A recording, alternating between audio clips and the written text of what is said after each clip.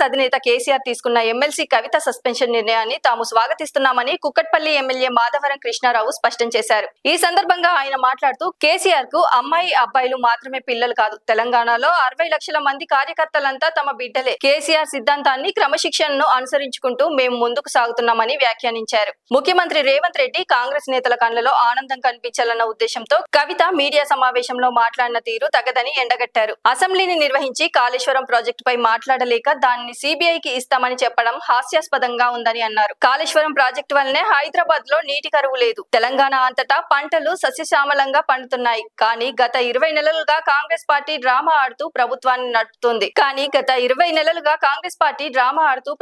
నడుపుతోందని కృష్ణారావు విమర్శించారు. అదే సమయంలో ఎమ్మెల్యే మాధవరం కృష్ణారావు ఎమ్మెల్సీ కవిత ఇటీవల చేసిన వ్యాఖ్యలకు గట్టి కౌంటర్ ఇచ్చారు.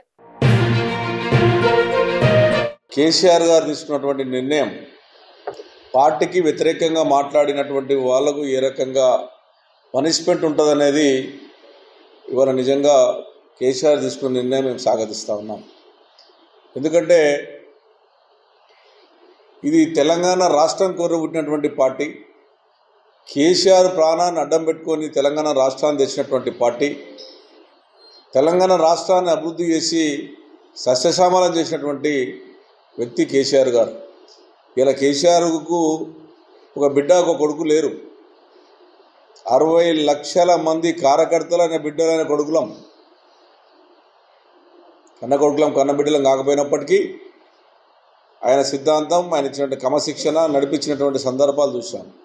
ఇలా ఏదో కాంగ్రెస్ పార్టీ రేవంత్ రెడ్డి కళ్ళల్లో ఆనందం చూడాలని, కాంగ్రెస్ పార్టీకి సంబంధించినటువంటి నాయకులు ఆనందం చూడాలన్నటువంటి ఆలోచనతో మాట్లాడినటువంటి మాటలు ఏదైతే నిన్న మాట్లాడారో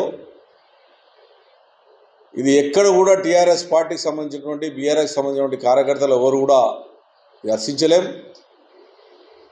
ఎందుకంటే హరీష్ రావు గారు అసెంబ్లీలో జరిగినటువంటి పోరాటం మనం అందరం చూసాం. 10 మంది మంత్రులు ఇంక్లూడ్ ముఖ్యమంత్రి లేస్తూ కూడా జవాబిచ్చి కాళేశ్వరం ప్రాజెక్టు తెలంగాణ రాష్ట్రానికి ఒక బ్రహ్మాండమైనటువంటి వాతావరణం తీసుకొచ్చి రాష్ట్రానికి అన్ని రకాలుగా ఉపయోగపడే విధంగా తీసుకొచ్చినటువంటి గొప్ప ప్రాజెక్టు కాళేశ్వరం ప్రాజెక్టు.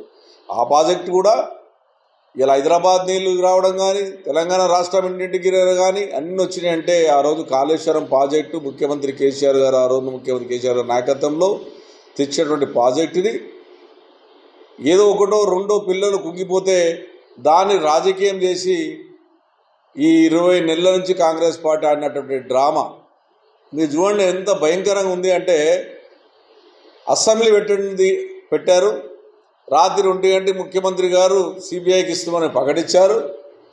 8 గంటలకు బండి సంజయ్ వచ్చి ట్విట్టర్లో పెట్టాడు. మళ్ళీ 4 గంటల తర్వాత కాంగ్రెస్ పార్టీకి సంబంధించినటువంటి కళ్ళలో ఆనందం చూడాలంటే వాళ్ళు స్టేట్మెంట్ ఇచ్చారు.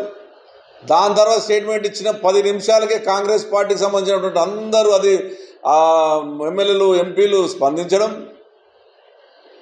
అంటే ఒక ఎపిసోడ్ టీఆర్ఎస్ పార్టీని ఏ రకంగా నాశనం చేయాలి అనేది బీజేపీ కాంగ్రెసు కుట్రధారంలా ఏదైతే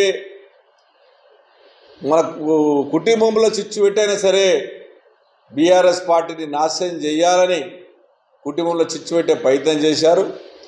ఇది ఎవరైనా సరే ఇటువంటి మాట్లాడినటువంటి వ్యక్తులను, పార్టీ లైన్లు దాటి మాట్లాడినటువంటి వాళ్ళు ఎవరికైనా ఈ శిక్ష తప్పదు. రేవంత్ రెడ్డి కండల్లో ఆనందం ఉండాలి. కేసీఆర్ గారి పెట్టినటువంటి పార్టీ నాశనం చేయాలని కోరుకున్న వాళ్ళందరూ కూడా ఖచ్చితంగా ఇదే గతి పడుతుంది. మాకు కావలసింది కాంగ్రెస్ పార్టీ కార్యకర్తలు కానీ కాంగ్రెస్ ముఖ్యమంత్రి కళ్ళల్లో ఆనందం కాదు. మాకు కావలసింది తెలంగాణ రాష్ట్ర ప్రజలు ఆనందంగా ఉండాలి, కళ్ళల్లో ఆనందంగా ఉండాలి. దాని కొరకు ఎంతవరకైనా పోరానికి సిద్ధంగా ఉన్నాం. ప్రజల పక్షాన్ని నిలబడతాం. కాంగ్రెస్ పార్టీ ఇచ్చిన హామీలను ఎండగడతాం. ఇచ్చిందాకా వదిలిపెట్టే ప్రసక్తి లేదు.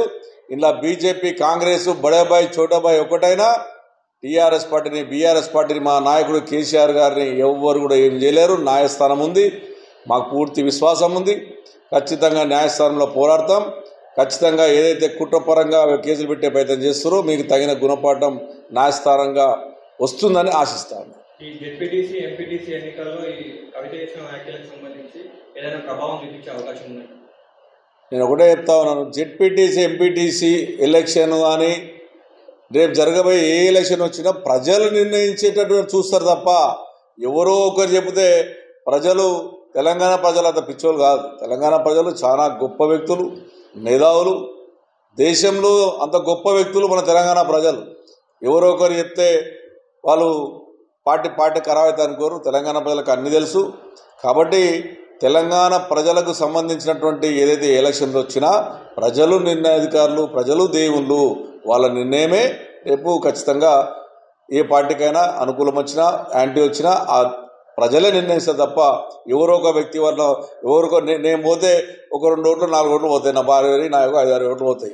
కానీ నేను ఓడినంత మాత్రంలో రాష్ట్రంలో ఉన్న ప్రజలందరూ నా ఎంబడి వస్తారని అనేటువంటి మాట అది తప్పది. ఖచ్చితంగా ఎవరు ఉన్నా లేకున్నా ఇలా కేసీఆర్ గారు తీసుకున్న నిర్ణయాన్ని మేము స్వాగతిస్తూ ఉన్నాం. ఆయన తీసుకున్నటువంటి నిర్ణయం బ్రహ్మాండమైన నిర్ణయం. ఇటువంటి మాట్లాడకపోవడం అన్నటువంటిది ఎవరు మాట్లాడినా ఇది ఒక హెచ్చరిక. ఇలా సొంతం కూతురైనా సరే ప్రజలు ముఖ్యమని అనుకున్నటువంటి మెసేజ్ ఇచ్చిన ఇలా కార్యకర్తల బలం పెరుగుతుందనేది విశ్వాసం మాకుంది. లైక్ చేయండి, షేర్ చేయండి, సబ్స్క్రైబ్ చేయండి. మరిన్ని వీడియోల కోసం బెల్ సింబల్ పై క్లిక్ చేయండి.